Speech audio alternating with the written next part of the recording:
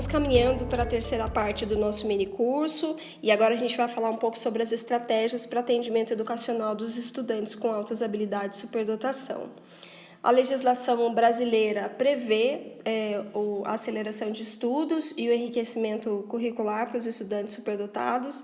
Então, por exemplo, a definição do parecer do Conselho Nacional de Educação, número 17 de 2001, fala que esses estudantes têm grande facilidade de aprendizagem, que os leva a dominar rapidamente os conceitos, os procedimentos e as atitudes, e que, por terem condições de aprofundar e enriquecer esses conteúdos, devem receber desafios suplementares em classe comum, em sala de recursos ou em outros espaços definidos pelo sistema de ensino, inclusive para concluir em menor tempo a série ou etapa escolar. Então, tanto a aceleração quanto o enriquecimento, eles estão fundamentados na legislação, seja na LDB, seja nas políticas do MEC, nas resoluções mais atuais, no próprio parecer do MEC. Então, existem várias legislações que dão respaldo e sustentação para esse tipo de atendimento. A aceleração de estudos permite que o estudante pule de série. Na legislação do Estado de São Paulo em particular, a Resolução 81 de 2012 fala que o estudante pode pular até 2 anos, mas é preciso considerar também, além dos aspectos cognitivos, a questão da maturidade. Por isso que é muito importante que seja realizado tanto a avaliação pedagógica quanto a avaliação psicológica. Nesses casos específicos, é preciso que a avaliação pedagógica seja realizada. Para o atendimento na sala de recursos, para o enriquecimento curricular, não é preciso que seja realizada uma avaliação psicológica, apenas nos casos de aceleração. A aceleração é uma resposta rápida ao aluno que se mantém motivado, porque ele vai ter novos desafios a partir do momento que ele começar a frequentar a nova turma, mas muitas vezes não resolve a questão em definitivo. Então, mesmo acelerado, em alguns casos, esse estudante ainda precisa de desafios suplementares. E é muito importante, que a escola que tome essa decisão de acelerar o estudante ofereça todo o suporte para esse processo de adaptação nos primeiros meses. E a aceleração de estudos não beneficia a todos os estudantes. Ela tem que ser muito bem pensada e ela beneficia aqueles estudantes que vão bem, de um modo geral, na escola. E a gente tem que lembrar que nem todos vão bem em todas as áreas curriculares, Então, uma pequena porcentagem dos estudantes superdotados é que se beneficiam de fato da aceleração de estudos.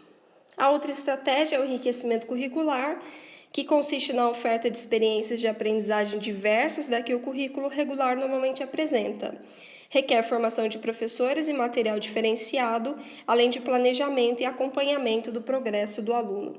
Então, a gente pode oferecer o enriquecimento curricular de diversas formas, dentre elas, por meio de projetos individuais, em que sejam investigados temas de interesse do estudante, tarefas diferenciadas, desafios, atividades extras, tutoriais, tutorias e mentorias. Então, é muito importante que tenha um profissional da escola que tenha essa disponibilidade ou que tenha essa função de acompanhar o estudante superdotado na realização dessas tarefas, desses projetos. Esse profissional pode ser tanto o professor da sala regular, que vai oferecer o enriquecimento na sua disciplina, então atividades extras, mais aprofundadas na sua disciplina especificamente, quanto o professor especializado, que vai oferecer as atividades suplementares ou o desenvolvimento de projetos de pesquisa nas salas de recursos.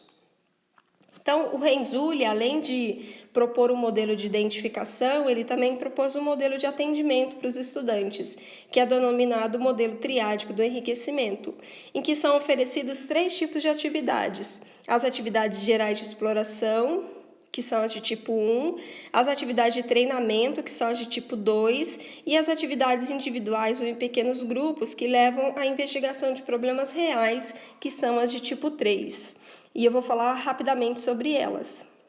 Bom, agora eu vou falar sobre o enriquecimento de tipo 1, que corresponde às atividades exploratórias, ou seja, o indivíduo é exposto a uma série de experiências e atividades para que possa se descobrir seus interesses e programar as atividades de tipo 2 necessárias para alcançar as de tipo 3.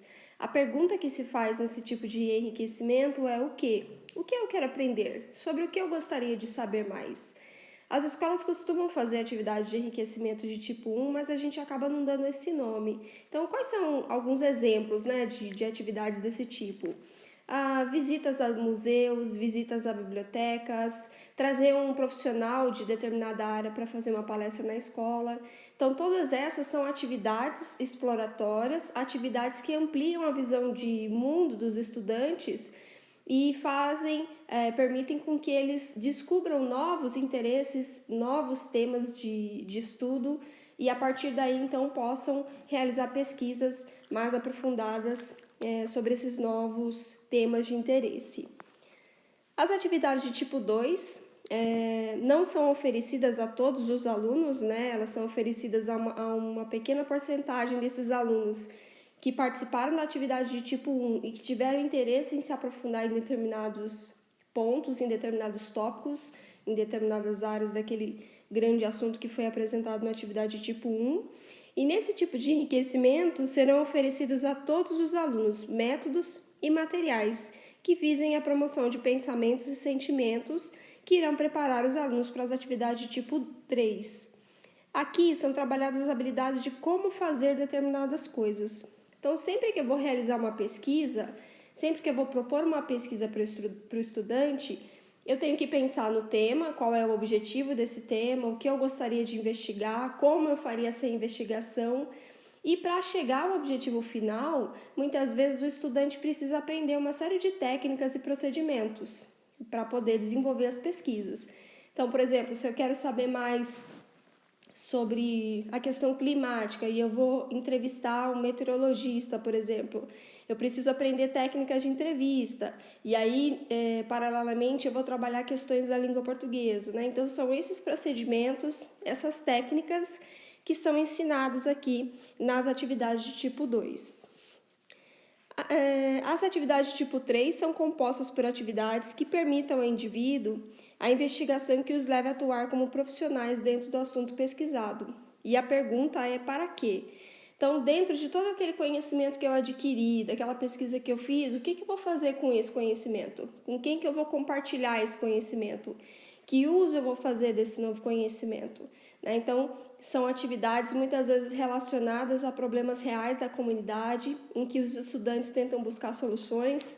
Então, a gente tem alguns exemplos, né, de questões relacionadas ao clima, relacionadas ao lixo, à reciclagem, questões relacionadas à dengue, em que muitas vezes os alunos fazem projetos para tentar melhorar algum desses aspectos na sua comunidade. Então, são esses projetos relacionados aos problemas reais que se enquadrariam nas atividades tipo 3. E elas são mais restritas ainda. Pouquíssimos estudantes acabam chegando nesse nível de atividade. Realmente só os superdotados acabam chegando nesse nível de atividade, porque requer motivação, requer persistência para a realização da pesquisa e requer conhecimento, né? Uma habilidade acima da média para conseguir lidar com todos os conhecimentos adquiridos e tentar elaborar algum tipo de proposta de intervenção e de melhoria da comunidade. Então, a gente tem uma ficha que foi disponibilizada no material do MEC, inclusive eu vou comentar com vocês um pouquinho mais para frente. Essa ficha pode ser utilizada como um guia para a elaboração da proposta do enriquecimento curricular. E ela pode ser utilizada na sala comum, pelo professor do ensino regular, mas ela é especialmente direcionada para a sala de recursos, para o professor do atendimento educacional especializado. A partir dela, é possível construir um projeto de pesquisa, definindo o método de pesquisa, definindo o produto final e com quem esse produto vai ser compartilhado. E aí eu trouxe um exemplo para mostrar para vocês, né? Então, essa aluna era uma aluna do 6º ano, que frequentava a sala de recursos, e ela tinha como objetivo conhecer as estratégias de Adolf Hitler para dominar os territórios. Para pesquisar sobre isso, ela entrevistou um professor coordenador responsável pela história, visitou a biblioteca e o jornal da cidade, fez pesquisas em sites, leu alguns livros, jornais e revistas. No final, ela produziu um jornal e uma maquete. É muito importante que o estudante sempre tenha um produto final e que esse produto final possa ser compartilhado com algum tipo de plateia. No caso dela, ela compartilhou com os colegas da sala dela, na escola de origem, compartilhou também com os colegas da sala de recursos, com o professor de história e com o pai. É muito importante que o estudante tenha um espaço para contar sobre o que ele aprendeu, que ele possa compartilhar esses conhecimentos com os demais colegas. E mais importante ainda é compreender que o que importa de fato não é o produto final, o que importa é o processo e tudo que a criança aprendeu ao longo desse processo de pesquisa, todas as habilidades, todas as competências que foram desenvolvidas ao longo do processo de enriquecimento. Então, para finalizar, eu gostaria de deixar algumas dicas de leitura. A ficha do MEC, a ficha que eu apresentei para vocês, o que eu quero saber, faz parte desse material do MEC, dessa coleção do MEC, composta por 4 livros. Ela está disponível para download gratuito na internet e vale muito a pena ser consultada, principalmente o item sobre orientação aos professores e o item de estimulação aos alunos, né? São 2 volumes bem direcionados para o professor e que podem auxiliar na elaboração das intervenções na sala de recursos. Um outro material que eu quero compartilhar é o livro Um Olhar para as Altas Habilidades Construindo Caminhos, que foi escrito por mim e pela professora Cristina Cupertino, na época em que eu estava na Secretaria de Estado da Educação, e ele também está disponível para download gratuito na internet. Só colocar o nome no Google. E, se alguém tiver interesse em comprar o material, eu indico esse, Altas Habilidades, Superdotação, Inteligência e Criatividade. É um livro que foi publicado em 2014, que tem uma coletânea de várias pesquisas desenvolvidas por diversos pesquisadores brasileiros e estrangeiros, e esse livro foi, inclusive, premiado no Prêmio Jabuti na área da Educação e Pedagogia.